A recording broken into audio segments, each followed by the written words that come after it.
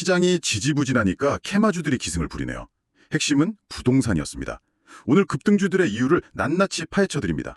안녕하세요. 데일리 투자 나침반 12월 10일 목요일 정규장 마감 브리핑을 시작하겠습니다. 오늘 시장에서 가장 뜨거웠던 키워드, 단연 서울 고속버스 터미널 재개발이었어요. 맞습니다. 관련 대장주인 동양고속은 무려 6거래일 연속 상한가를 기록했죠. 네, 정말 대단하던데요. 강남의 스카이라인을 바꿀 프로젝트라는 기대감이 붙은 거죠. 그렇죠. 지난달에 서울시가 서초구 터미널 부지를 최고 60층 높이의 복합 랜드마크로 개발하겠다.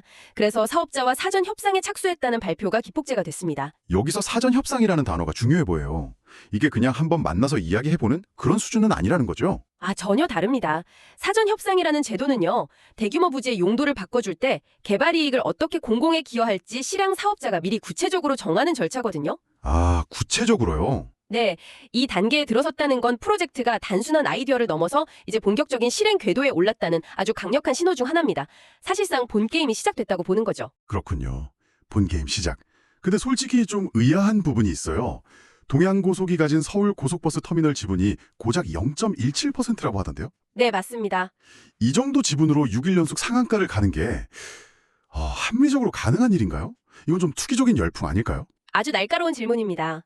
바로 그 지점이 오늘 시장의 심리를 이해하는 핵심인데요.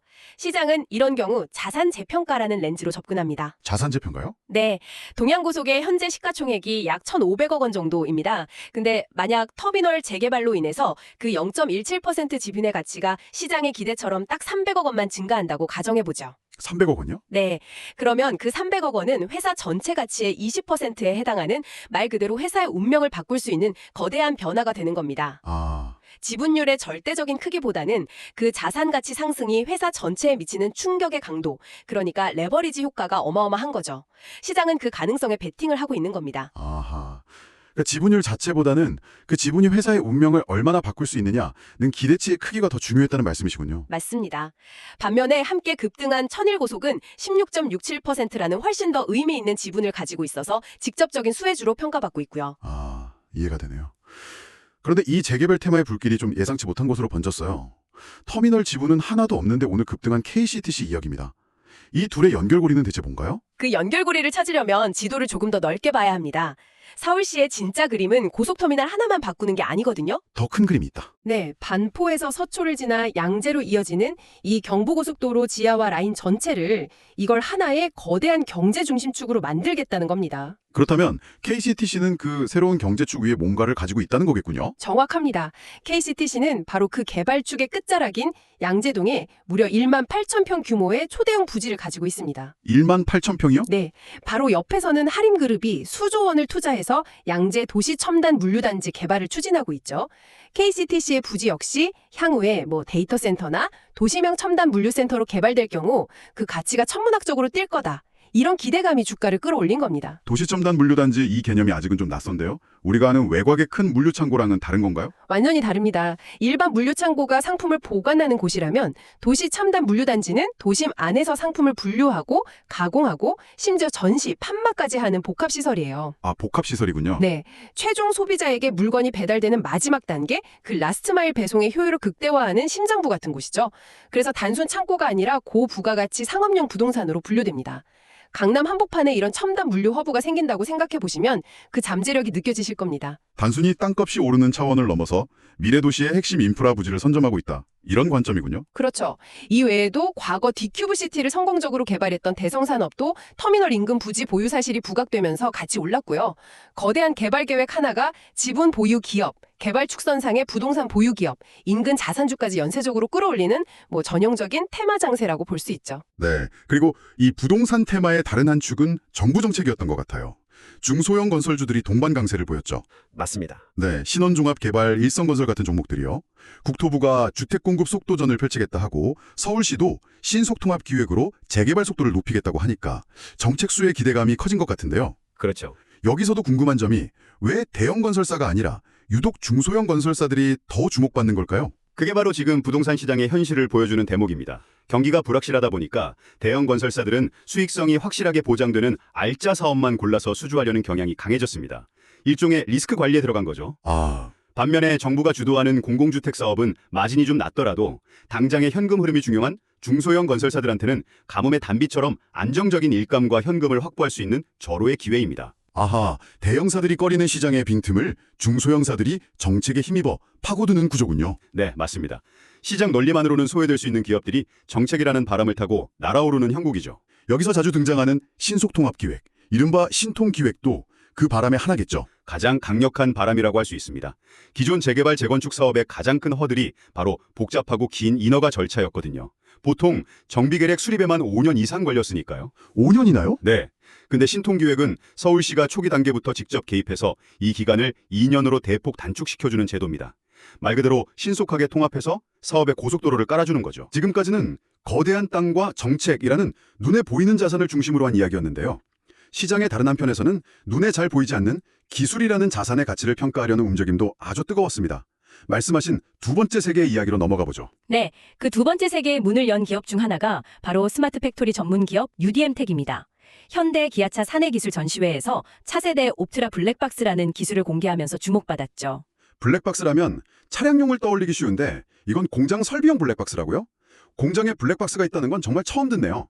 이게 실제로 어떻게 작동하는 건가요? 네, 그렇죠. 수백, 수천 개의 로봇이 쉴 새 없이 움직이는 자동화 라인에서 설비 하나가 멈추면 전체 라인이 멈추는 거거든요. 아, 그렇죠. 과거에는 엔지니어들이 경험에 의존해서 원인을 찾았죠. 하지만 이 블랙박스는 설비가 멈추기 직전에 모든 센서 데이터와 영상 정보를 기록해서 마치 사고 차량 블랙박스 돌려보듯이 고장 원인을 즉시 찾아냅니다. 와, 그럼 며칠씩 걸리던 원인 파악이 몇 분 만에 끝날 수도 있겠네요. 바로 그겁니다. 나아가서 데이터가 쌓이면 이런 패턴이 보이면 그 고장이 날 수 있다고 미리 예측까지 해주는 예지보전 솔루션이죠. 정말 대단하네요.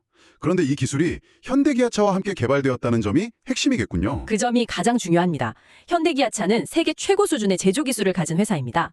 그런 회사의 핵심 생산 라인에 UDM텍의 기술이 적용된다는 건 그 기술력이 글로벌 스탠다드임을 공인받았다는 강력한 증거, 즉 레퍼런스가 되는 겁니다. 아, 레퍼런스. 네, 이걸 발판으로 다른 글로벌 제조사로 고객을 확장할 수 있는 문이 활짝 열리는 셈이죠. 다음은 패블리스 반도체 기업 엣지파운드리입니다.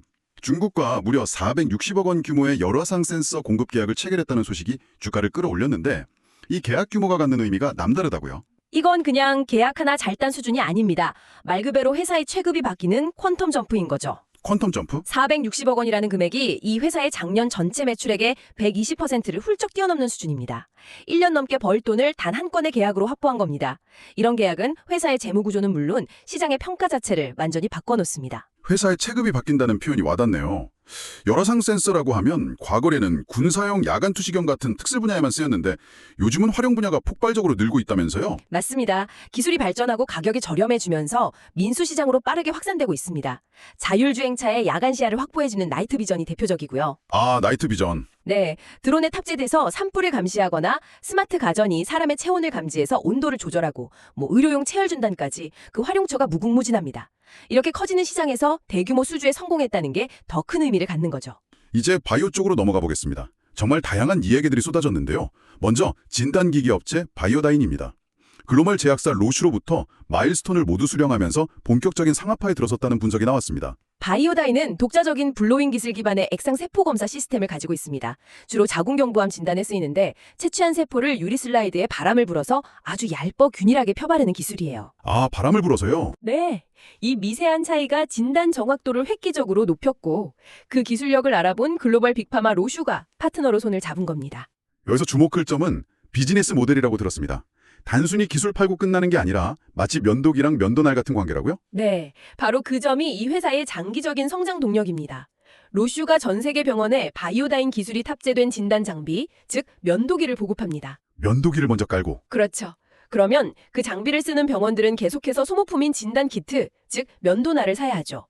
이 면도날이 팔릴 때마다 바이오다인에게 로열티가 들어오는 구조입니다. 와, 정말 영리한 사업 구조네요. 장비가 많이 깔릴수록 미래 현금 흐름이 눈덩이처럼 불어나는 아주 안정적인 현금 창출원을 확보한 셈입니다. 신약 개발 기업들 소식도 많았습니다. 온코닉 테라퓨틱스, 녹십자, 이뮤론시아까지 각기 다른 방식으로 시장의 주목을 받았는데 이런 점들을 보면 바이오 분야에서 성공하는 길도 여러 갈래인 것 같아요. 좋은 지적이십니다. 먼저 온코닉 테라퓨틱스는 JP 모건 헬스케어 컨퍼런스에 2년 연속 공식 초청받았다는 소식으로 기대감을 높였습니다. 이 행사에 그냥 참가하는 거랑 공식 초청받는 건 위상의 하늘과 땅 차이라고 하더라고요. 맞습니다. 초청받았다는 것 자체가 글로벌 빅파마들이 당신 기술에 관심 있으니 와서 설명해달라는 의미거든요. 대규모 기술 수출 논의가 급물살을 타는 가장 중요한 무대 중 하나입니다. 녹십자는 이미 시장에 출시한 신약 알리글로가 세계 최대 시장인 미국에서 폭발적인 성장세를 보이고 있다는 분석으로 주목받았고요. 1억 원에 달할 것으로 보입니다. 증권사 분석에 따르면 비슷한 약물로 먼저 미국 시장에 진출한 경쟁사의 시총이랑 비교했을 때 녹십자의 현재 주가에는 알리글로의 가치가 거의 반영되지 않았다. 저평가 상태다. 이런 의견이 나왔습니다. 이건 미래의 기대감이 아니라 현재의 실적으로 증명하고 있는 케이스네요. 그렇죠. 마지막으로 이뮤논시아는 면역항암제 임상이 순항 중이라는 소식입니다. 특히 IMC-002라는 파이프라인이 부작용을 획기적으로 개선한 기술로 주목받던데요. 암세포가 면역세포에게 보내는 신호를 차단하는 원리라고 들었는데 좀 더 쉽게 설명해 주실 수 있나요? 암세포는 아주 교활해서 면역세포를 피하려고 여러 위장수를 씁니다. 이뮤논시아의 IMC-001은 암세포가 면역세포, 그러니까 T세포에게 보내는 나를 공격하지 마라는 신호를 차단하는 약이고요. 공격하지 마. 네, 그리고 더 주목받는 IMC-002는 암세포가 우리 몸의 청소부 세포인 대식세포에게 보내는 나를 먹지 마라는 신호를 차단하는 약입니다. 공격하지 마와 먹지 마라니 비유가 재미있으면서도 명확하네요. 그렇죠. 이 먹지 마 신호를 차단하는 약물 개발의 가장 큰 난관이 빈혈 부작용이었습니다. 약물이 암세포뿐만 아니라 우리 몸의 정상 적혈구까지 먹으라고 신호를 보냈기 때문이죠. 아, 부작용이 있었군요. 네. 그런데 이뮤논시아의 기술은 적혈구에는 거의 영향을 안 주면서 암세포에만 선택적으로 작용하도록 설계돼서 이 부작용을 크게 줄였습니다. 기존 약물의 한계를 극복한 계열 내 최고 베스트 인 클래스 신약이 될 가능성을 보여준 거죠. 네, 마지막으로 오늘 코스닥에 새로 입성한 이지스도 상장 첫날부터 뜨거웠습니다. 이 회사는 디지털 트윈 기술을 가졌다고 하던데 미래 산업과 관련이 깊겠군요. 네, 공간정보 GIS 소프트웨어 전문 업체인데요. 핵심은 현실 세계를 가상 공간에 그대로 복제하는 디지털 트윈을 구축하는 기반 기술을 가졌다는 점입니다. 아, 디지털 트윈. 네, 자율주행차에 필수적인 오차 몇 센티미터 수준의 초정밀 지도를 만들거나 스마트 시티의 교통, 에너지, 안전 등을 통합 관제하는 시스템을 구축하는데 이 회사의 기술이 반드시 필요합니다. 정부가 추진하는 국토 디지털화 사업과도 맞물려 있어서 성장 가치를 높게 평가받고 있습니다. 청취해 주셔서 감사합니다.